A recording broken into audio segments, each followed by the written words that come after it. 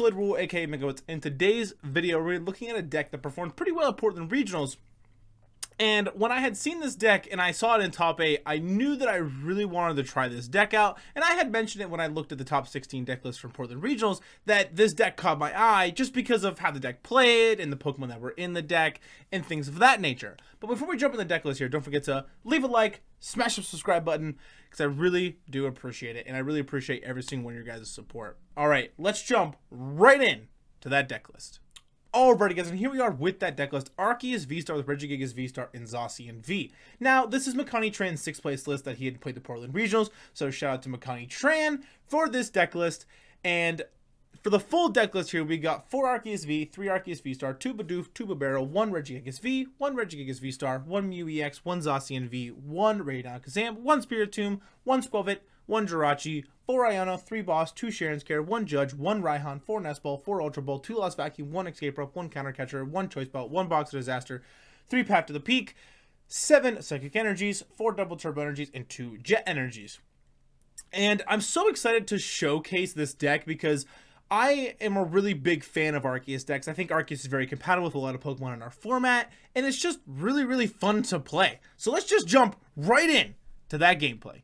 Alrighty guys, and here we are with that gameplay with our Arceus VSTAR, Regigigas VSTAR, and Zacian deck. We're going to go for tails here on the coin flip, and Arceus decks almost always want to go first, and the reason you want to go first is because you want to be able to go Arceus V into your active spot, attach double turbo energy, and then do a couple other things and get set up, and then pass, and then when it comes back to you, you can hopefully attach another energy to it, evolve into Arceus VSTAR, Starbirth, be able to Trinity Nova, and all those things. Usually in the Arctina deck, you would try to go Starbirth, Judge Path, and that would be how you would try to win the game from that. But we're not going to be able to have that. We're going to have Zacian V up in our active spot, which isn't too bad because we got Roar of the Sword we could use if we need it. And we're going to be going against Lost Box, but our opponent's going to battle VIP pass for that Spiritomb in the Comfey. So they completely shut down our Roar of the Sword, and I'm like, all right, that's unfortunate, you know. But the nice part is that I have an Ultra Ball, so I can still get an Arceus V on my bench and kind of get that set up on my next turn, hopefully. And we're going up against Lost Box, and Lost Box is one of those matchups I feel like where Arceus doesn't do too bad into it. You have to take multiple prize cards, sure, but with Regigigas VSTAR having just so much HP that you can really take a lot of hits with it. So we're going to Ultra Ball here away Boss and Choice Belt to be able to grab Arceus V. Just doing a quick little prize search to make sure I had that Jirachi because I'm going to need it in this matchup for sure. Bench the Arceus V, attach the energy, bench the Regigigas V, and then I'm going to pass my turn. So now I could have bossed up their Spiritomb or something, but I feel like that would just be a waste of boss's orders. The deck only does play 3, and you usually want to try to use them to take really big KOs or really important KOs throughout the game.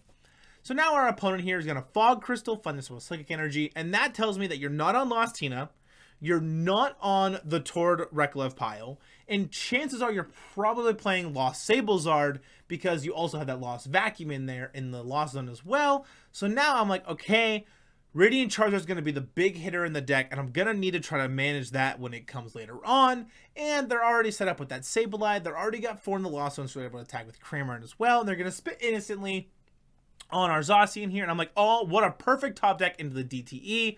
So we're going to evolve, attach, Starbirth. And I'm going to grab Iono and Escape Rope. And the reason I grab Iono is because I need more cards in my hand. And I don't really need this boss right now. And I need this Escape Rope because I need to get my Zacian V out of the active spot because it can now get 2-shot and KO'd by that Cramorant. So we're going to Escape Rope, play the Iono, and then I'll be able to Trinity Nova for the KO on this Comfey. And I'm like, all right, we're doing okay. We're going to Nest Ball. We're going to grab that Jirachi just kind of preemptively. And I'm like, all right, bench the Jirachi. I got it. You know, we've already kind of countered Sableye before it's even online, which is nice. We're going to Trinity Nova, take the KO. We're going to put 2 energies on Regigigas V and 1 on Zacian V. And the reason I don't put all 3 on Regigigas, or I split it up that way in particular, is because I have the Jet Energy in my hand. So if I need to, I can Jet Energy up the Regigigas or attach the double durable energy to Zacian to be able to attack if I really need to. But our opponent really isn't in a position where they can KO our Arceus V either. They're in a position where they can KO the Zacian with their Cramorant or something of that nature, but they're just going to start flower selecting and put some more Comfeys down and really try to get that Lost Zone, get to 10 as fast as you can so you can start attacking with Sableye and stuff of that nature. And we've got a pretty okay hand ourselves. We got Judge, we got Iono, we got Cheren's care if they want to damage our Arceus V-Star, we'll be able to pick it up, but they're going to counter catch up our Jirachi and spit instantly for the KO, making the prize split a nice 5-5 split here. And I'm like, interesting, you didn't go for Zacian, you went for the Jirachi, and I'm like, okay, kind of makes sense because the deck doesn't have a really way to reoccur Jirachi back into the deck, so I could have maybe waited to bench it, but it is what it is. And I'm like, okay, we got Arceus V, we got Judge, we got Iono, we got some options here. So I am going to bench the Arceus V, and the reason I bench the Arceus V is I might need a backup attacker with being able to just power energies onto things, and then I'm going to play the Iono, and I'm like, alright, we got Nest Ball, Box Disaster, so we're going to put the Box Disaster on the Arceus just to thin the hand a little bit here, and then we're going to Nest Ball. And I think about grabbing Bidoof, because if I top deck Bibarel, that'd be pretty nice, but I only have one Bibarel, so I'm like, oh, maybe not. Okay, well, I'll grab the Mew here, and then I'll be able to like attach the double turbo energy to Arceus or something, or the Mew or whatever, and then I'll be at least able to restart for one card. So we're going to attach that to the Arceus V, and then I'm going to restart for the Skwovet, and I'm like, well, the Skwovet's nice, but I don't want to bench it now because that's just a free KO for Sableye. So we're going to attach some energies here, and I'm going to put one on Regigigas V, one on Arceus V, and one on Zacian, and I'm like, alright, that's a nice good split. If they KO the Zacian, that's kind of unfortunate, and then we end up literally getting the Bibarel off of the prize cards, so I could have actually grabbed the Bidoof and then just evolved into Bibarel, and would have had the Skwovet combo along with it, but there's no way you would have known that off the prize cards that was going to happen, so I went with the safe choice by grabbing that Mew there, and Mew also works as a nice free pivot option, so if they try to like boss up something or they take a KO, Mew is a nice pivot so I can retreat out of it for free. Our opponent here are going to just Cold Wrist and put some stuff in the Lost Zone, get a nice big hand there, and they're going to be at 10 with that Sableye, and I'm like, that's not good. So they're going to be able to Lost Mine here, and they're definitely going to be able to take the KO on that Zacian V, and I'm like, well, that's unfortunate, but it's not the end of the world. So they're going to just put a bunch of damage counters on that Zacian, and then they're going to take the KO with it, and they're going to put the rest of them on the Mew EX. And the reason they put them on Mew is because Mew is just, it has less HP, it gives you the same amount of prize cards, and you'll be able to hopefully KO it with Cramorant maybe later if you can get that coming back or anything of that nature. Trying to put them on like Arceus V-Star doesn't really make sense, or if you do put them on Arceus, try to set up for that Charizard that may be coming later. Putting on Regigigas V-Star also feels bad because it's just so bulky, but we're going to rip that Iono here, and I'm like, alright, we got Radiant Alakazam, we got Lost Vacuum, but I don't really need Radiant Alakazam in this matchup because, well, I'm one-shotting almost all their Pokemon, so Lost Vacuum that away, get rid of that Beach Court so we shut down their free retreat, Jet Energy up the Mew, I'll be able to restart, draw 2, evolve into the Regigigas V-Star, retreat out of the Mew, back into the Arceus, Trinity Nova here, and then I don't have any energies left, so I'm like, alright, just shuffle it up, call it a day, and take another prize card. We get an Arceus off the prizes, and I'm like, alright, we're not doing too bad. You know, I'll be able to Ultra Ball away this Arceus, or whatever I draw, or even the Double Turbo, to try to find Arceus V-Star if I need it, or just whatever we're going to cook up there. And I'm kind of just checking their prize cards, or sorry, their Lost Zone, and seeing what they have going on in that. And they're just going to bench a couple other things, try to just get stuff rolling, try to just thin the hand as much as possible, and try to make this Roxanne that they're playing just as efficiently and as good as it can be.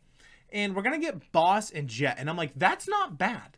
You know, we got Jet Energy to put anything up into the active spot, we might need it, and we got Boss, so if they keep this Sableye back, then I can just boss it up and KO it if they don't have a way to eventually get it up into the active spot by Lost Mining. And I was like, well, that would be nice, but they're going to have the Escape Rope, and they're going to be able to put up that Sableye, and I'm going to put up my free pivot Mew, and they're going to be able to Lost Mine here. Now, they could put all 12 on Mew EX. However, spreading these out to set up for your Charizard is going to be really important, so they're going to put 3 on the Arceus V-Star, and then they're going to put the rest on the Mew EX, and the reason they do that is because now they put themselves in a position where they can put 8 on the Mew EX the following turn with a different Sableye, and then being able to, you know, put 3 on the Arceus V if I can evolve it and do things of that nature. So we're going to Jet Energy up the Arceus V-Star so I can have one less card, restart, draw into another boss, and I'm like, not too shabby.